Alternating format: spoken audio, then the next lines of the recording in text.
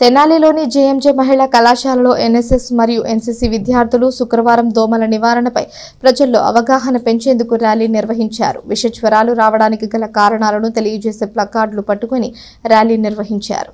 ప్రజలకు dengue, malaria, typhoid వంటి జ్వరాలు రాకుండా ఉండాలి అంటే నీటి నిల్వ గుంటలు లేకుండా చూసుకోవాలని, తడి చెత్త, పొడి చెత్త వేరు చేయాలని నినాదాలతో ప్రజలకు అవగాహన కల్పించారు. ఇంటి ముందు మొక్కలను కూడా శుభ్రంగా ఉంచాలని, వేస్ట్గా ఉన్న వస్తువులను డస్ట్బిన్స్ లో వేయాలని, పరిసర ప్రాంతాల్లో కూడా చెత్త వేయకుండా ఒకచోట కుప్పగా వేసి కాల్చి వేయాలని చెప్పారు. దోమ కాటు వల్ల బోధకాలు లాంటివి వచ్చే అవకాశం ఉంటుందని ప్రజల్లో చైతన్యం కలిగించడానికి ఈ ర్యాలీ నిర్వహించినట్లు ఈ సందర్భంగా కళాశాల principal doctor sister Shanta, vice principal doctor sister Rosalin, SSS program officer doctor Dasari Vijayalakshmi, NCC officer E Esther Rani మరియు ఎన్ఎస్ఎస్ కమిటీ సభ్యులు doctor K Aruna Sujatha, physical director doctor P Jannamma మరియు విద్యార్థినులు ర్యాలీలో పాల్గొన్నారు.